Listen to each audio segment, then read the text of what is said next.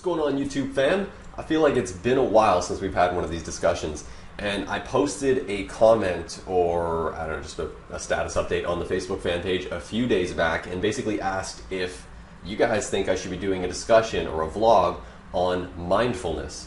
It's something that, to be honest, it was brought to mind because I started re-listening to some audiobooks.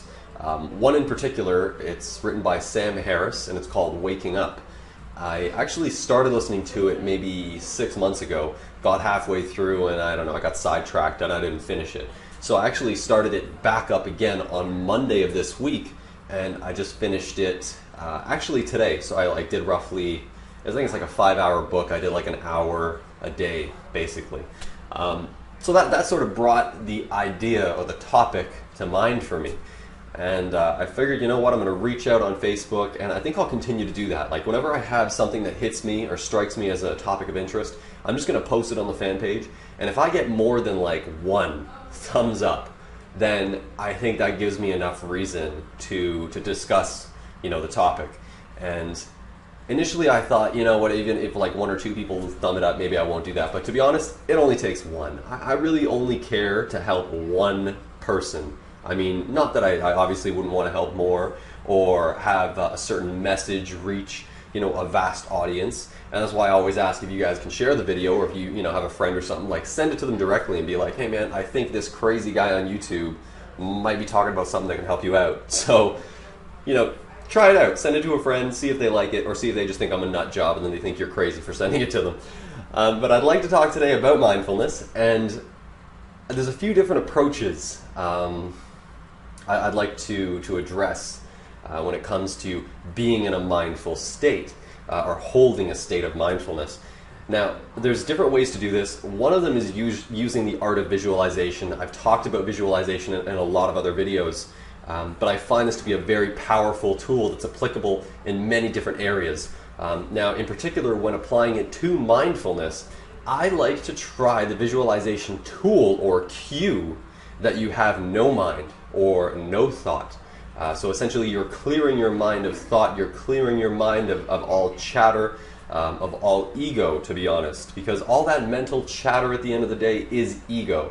Now, if you are to say no mind, it was actually funny because in the book I listened to by Sam Harris, he actually used the cue or brought up the cue that was introduced to him by someone else, which is called no head, which is to say basically that you're walking around no head, head chopped off. Now, it's an interesting notion because when you walk around through your day-to-day experience and the reality you sort of take in and assimilate, you don't really see your own face unless it's through some sort of reflection. Like if you're standing around a group of people and you're having a conversation, you're experiencing that world view which is perceived from, you know, your eyes, your retina, your cornea, and all that fancy stuff. So I don't want to get into the details and intricacies of the eye, the human eye, which is really cool. I should do that in another video. But basically, the point is, if you can, in a situation like that, imagine yourself as having either no head or a floating head, almost as if you're sharing that experience with that group of people, or if you're walking through a crowd or something. But try to imagine like you're positioning yourself in their perspective. So you're moving into their perspective and you're almost seeing yourself. And you can almost do that with anything. Like if you're watching a bird fly by, you can move into the perspective of the bird and move into the feeling that the bird is experiencing. So the bird's flying through the air, and you can think, well, you may not know what it's like to fly except in your dreams or something like that. But if you really apply your mind to that visualization, first of all, it's going to take you out of that mental chatter, and it's going to move you into the feeling tone of that particular animal. We're using a bird, for example. So you may think that a bird flies by flapping its wings in air, but you may think that, how does that exactly work? And personally, I think, and I like to apply this, that it's almost as if the air is one big, vast ocean or sea of just clear water. And these birds move through it by flapping their wings, and just as a sea, the air kind of rises and falls, and you can catch gusts of wind, and you see the birds just take off out of nowhere without even flapping. It's because they catch a gust, almost like a wave that you would see in water. So they're flapping through it, and they're moving through the air like one would swim through water. If you can apply some sort of visualization like that, you can really move into a state of absence in your mind, of absence of chatter, of absence of distraction, and you can actually be in a mindful or meditative state where you're moving into the feeling or feeling tone of something else, of some other, animal. Or I actually say you can even do it with plant life, to be honest. You can move into plant life, you can move into animal life, and these are great tools that you can use to help hold a state of mindfulness. Now, let's say you don't have animals or plants around you for some reason. There's other methods you can use in holding that state of mindfulness. Now, this is maybe a little bit complicated for some people that have heavy, strong egos and high identification with different things. But if you can strip yourself of all identification, if you can become devoid of ego, devoid of attachment, basically to say, I'll give you an example of myself. Now, you can look at me and say, oh, this guy's name is Adam Evans. He's wearing this black shirt. He has this hairstyle. Some people comment on videos like, this is a hairstyle, something like that. Okay? This is all the ego form. If I was to strip myself down of ego, if I strip myself down to my, say, material form, I'm just an organic entity walking around, sharing an experience with all those other entities around me, but I'm comprised of water and mud. That's it. I don't have a name, I don't have a title, I don't have a freaking number associated, a social insurance number or some government associated thing. I don't have any paper, I don't have bank accounts, I don't have cars, I don't have a house, I don't have anything. I am just, imagine that you're born in that moment, in that instant. And now you have your experience that you're undertaking, which is what is surrounding you.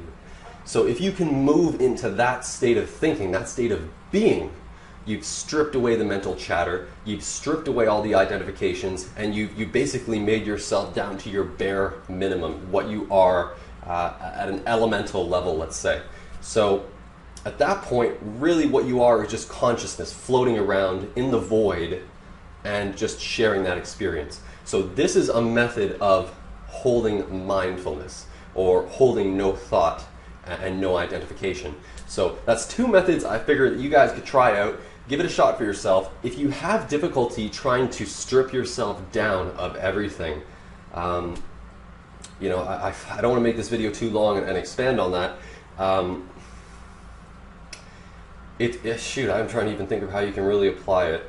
To be honest, as I said, a lot of people may have difficulty doing that, and they may have just become so identified with certain things that, they basically manifested, and it's like you're so wrapped up in it, it's really hard for you to tear yourself away from it. Like if you're a mother and you have children, then obviously you're now a mother of this child, here are their names, and this is where you live, and this is your job, and this is this.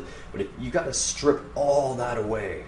Imagine yourself just in an open, desolate field, and you're just plopped there out of nowhere, like Star Trek style, like you're just beamed in, dropped there, and now you're having an experience.